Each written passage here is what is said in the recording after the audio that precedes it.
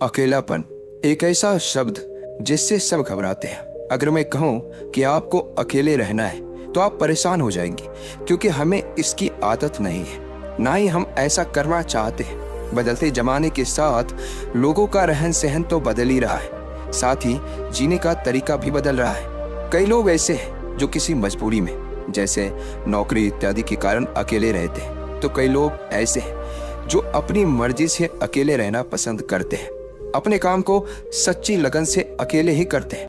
जो लोग अपने मर्जी से अकेले रहते हैं उनमें कुछ अलग ही गुण होते हैं। ऐसे लोग जीवन में सफलता जल्दी हासिल कर लेते हैं। अकेले रहने के फायदे अगर आपने समझ लिया तो समझो आपने पूरी जिंदगी समझ ली।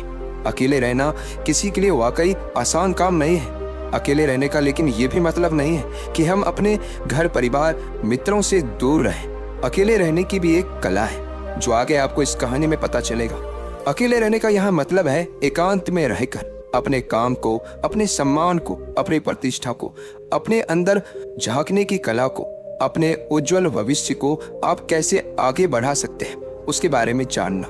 हम अकेले रहने के उन 7 अमूल्य गुणों के बारे में भी जानेंगे इस कहानी के माध्यम से। एक व्यक्ति एक गुरु के पास आया और बोला, गुरुदेव, मेरे दुख का कारण क्या है? गुरु बहुत ही बड़े आत्मज्ञानी व्यक्ति थे। गुरु ने कहा, अपने आप को चीजों से चिपका लेना, चीजों को पकड़ लेना और उन चीजों के प्रति आसक्त होकर उसके पीछे भागना ही तुम्हारे दुख का कारण है। उस व्यक्ति ने गुरु को धन्यवाद किया और कहा, गुरुदेव, आपने तो मेरी समस्या का समाधान कर दिया। मैं इतने दिनों से अपनी समस्या का समाधान चाहता था। आपका धन्यवाद गुरुदेव। यह कहकर वह व्यक्ति वहां से जाने लगा। गुरु ने कहा, पूरी बात तो सुन लो। उस व्यक्ति ने कहा, नहीं गुरुदेव, आपका इशारा मिल गया, बस वही काफी है, और समझदार को इशारा ही काफी होता है। 1 महीने के बाद वह व्यक्ति फिर से गुरु के पास आया। इस बार उस व्यक्ति का हाल बहुत ही बुरा था। वो बहुत ही दुखी था और सीधे गुरु के चरणों में गिर गया और कहा, गुरुदेव, आपने जो कहा था मैंने वैसा ही किया, पर मुझे सुख नहीं मिला, मुझे तो और दुख मिल रहा है। गुरु ने उस व्यक्ति से पूछा, तुमने ऐसा क्या किया?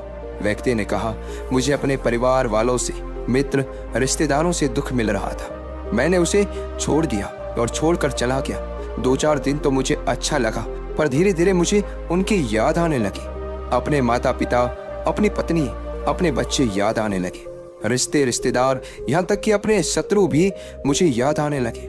इतना दुखी तो मैं उनके पास रहकर भी नहीं था जितना मैं उनसे दूर होकर हो गया हूँ। इसलिए आज मैं वापस घर जाने के लिए निकला था और आपके पास आ पहुंचा। आपने मुझे इतनी गलत सलाह क्यों दी गुरुदेव? गुरु मुस्कुराए और गुरु ने कहा, तुम परिवार को छोड़कर भागे, मित्रों, रिश्तेदारों, यहाँ तक कि शत्रुओं को भी छोड़कर भागे, पर यह तुम्हारी गलत फहमी थी कि तुम छोड़कर भाग रहे हो। वास्तव में तो तुम उन्हें लेकर भाग रहे थे। व्यक्ति ने कहा, पर गुरुदेव, मैं तो किसी को अपने साथ नहीं लाया। गुरु ने कहा, जो चीज हमें दुख देती है वह कहीं बाहर नहीं होती, यहाँ तक कि जो हमें सुख देती है वह भी बाहर नहीं होती। यह सब परिवार वाले, रिश्तेदार, मित्र, शत्रु, ये सब कहाँ बसते हैं? यह सब हमारे मन में बसते हैं। और जब तुम भागे तो तुम अपने मन को साथ लेकर भागे, और तुम्हारे मन में यह सब तुम्हारे साथ भाग रहे थे, तो तुम इनसे कहीं दूर गए ही नहीं। जब जो चीजें मन में बसी हो और वह आसपास हो, वह हमें बहुत लगता है, पर वह बहुत कम होता है। और जब हम इन चीजों से दूर हो जाते हैं, यानी छोड़कर भाग जाते हैं, तब मन उन चीजों को पाने के लिए फिर से प्रयास करने लगता है, और तब यह चीजें बहुत ज्यादा दुख देती हैं, जैसा तुम्हें हो रहा है। व्यक्ति ने कहा, तो गुरुदेव, मैं क्या करूं? चीजों के साथ रहो तो दुख, चीजों को छोड़कर जाओ तो दुख। क्या मैंने सिर्फ दुख उठाने के लिए ही जन्म लिया है? गुरु जोर से हंसे और कहा, यह बात बिल्कुल सत्य है। यहाँ सब सिर्फ